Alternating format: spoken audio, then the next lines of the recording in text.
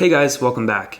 In this video, I wanted to make a really quick video overviewing how I come up with ideas, or if you're struggling to come up with a business idea, how to create a framework where you can make sense of everything. I know for me, this is a strange season. Like I've never had a hard time coming up with ideas ever before, but for the last year or so, I've been in a place where it's been a little bit harder for me to think through what should I start? What should I do? And again, talking in the last video about being hyper intentional, I really wanted to be mindful of what I created. I wanted to create something that was going to, definitely reward the time and effort that I was planning to put into it, the time that it takes to learn something new. And I just started thinking through certain preferences. So I'll say with number one, start with your preferences. For me personally, I'm not super attracted to a services-based business. I like something that will be able to generate cash while I'm sleeping. The idea of a restaurant, having watched my family have multiple restaurants, you're working 100 hours a week, you're barely making ends meet, and then it's like, if you're lucky, your restaurant does well for 5 or 10 years, and then you have to reinvent it constantly. And so for me, that model, any brick and mortar, wasn't super appealing.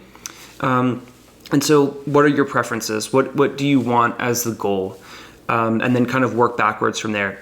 And then I'm going to look at my computer real quick because I've created a spreadsheet to help me track a couple other things that I want to share with you. I track a section called ideas. And so when I have a business idea, I will write down a summary of what it is, and I'll write where I got it from. Was it during reading a book? Was it watching a video? And I'll put a business idea there. Places that I go for finding ideas could be something as simple as AngelList, like take out all the roles, filter by the newest companies perhaps, and scroll down and see what are the newest things that people are starting. And I'm not necessarily going there to copy somebody else's idea, but I am going there to get an idea of my own. I'm getting inspired by something someone's doing, or I'm seeing something somebody's doing and thinking, how could I do that differently or better or add more value than they are? The next piece that I like to look at is subject matter expertise. So what are the things that you are a subject matter expert on? And I should use the term expert loosely, right? Like what are the things that you've been interested in for most of your life, for your whole life? For me, that would be cars, specifically EVs right now. And so I could easily create something in that space and it wouldn't even be work for me. I could spend so much time building out something in the automotive or the car space, and I could just go down that hole. And then again, you kind of are filtering that out through the previous section, right? Which is like preferences. So for me, I don't want brick and mortar. So opening up some EV service center, it sounds really cool on paper, but it wouldn't be ideal for me. I'd like something that can help as many people as possible, something that's not easily disruptible. And so for me, those two and that simple model, that wouldn't be ideal. But what are the things that you're a subject matter expert in? What are the things that you know a lot about? Or what are the things maybe you're just starting to learn about, but you're so passionate about, you could go really deep on that subject. Start thinking about what those are and start making a list of them, like adding to this spreadsheet. So for me, I have a tab for ideas. I have a tab for subject matter expertise. What are the things I'm passionate about or I know a lot about? And then the last thing that I would add is, what are trends, right? So like in 2023, I think the hottest boom and bust trend was AI. And not that it's bust, right? AI is definitely here to stay, and it has a wide range of applications where it makes sense. But if you look at the bell curve of companies started in the beginning of 2023, the end of 2022, that were like AI or .ai, I think you would see that the sales of domain names ending in .ai was probably pretty high for the last 18 months and has probably since somewhat cooled off. And so you want to be mindful of trends like on both sides, right? So you have trends that are like, we're talking about AI, which is a positive trend, meaning like it's happening with higher frequency. But what does that mean? Because with something new like AI coming in, now there's a vacuum. And I'll talk about this in another video, but I see a huge opportunity on the human experience side, right? So what happens, the way I look at trends is AI, that's the one side of the coin is, okay, if AI comes in, jobs get automated, things are streamlined, but then we have a vacuum of human experience, of human interaction, of the special moments that can only be human.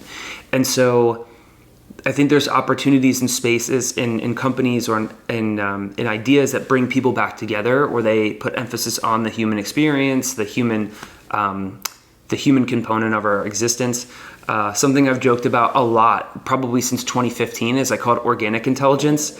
And organic intelligence literally is that. It's thinking about the flip side of the coin of AI, right? What opportunities are there in the human experience side? And there's a lot. I mean, you look at what's going on with mental health and all these other things, and they're directly proportionate. They're directly related to what happens in AI and automation and pulling us away and working remotely. Not that I'm poo-pooing those things. I think they're good. I think they're healthy. I think they're a natural progression. But we just have to think of what are the new opportunities that exist to be created on the human experience side or the organic intelligence side. So those are some of the ways that I go about thinking about business ideas, of trying to track them. And then what I'll do to narrow things down. For me, I'm a pretty faith-based person. And that's like a whole nother topic. I want to make a video on faith and how faith actually ties into business. But once I have a good set of ideas and I can overlap between what are some ideas that I have or I've come up against, what are some things that I'm a subject matter expert on, what are some trends that I see coming up, you can then kind of like ruminate on those. Which ones kind of stick around week after week? Which ones are on your mind constantly? And for me personally, I pray for guidance. I ask my friends, hey, these are the things I'm looking at. And then I pray about maybe the top 2 or 3 things, and I ask for a direction on where I'm supposed to be going, on what gifts do I have. Maybe that's even another tab that you have, right? I talked in a previous video about superpowers. What are your gifts that would set you up to have some kind of a competitive advantage in any one of the ideas that you've come up with? And you can start spending a little bit of time with those things. And then once you narrow down 2 or 3, just like constantly look for which one is right for you. Constantly be meditating on which one is right for you, being mindful of the one that makes sense for you, where you could see yourself really being happy.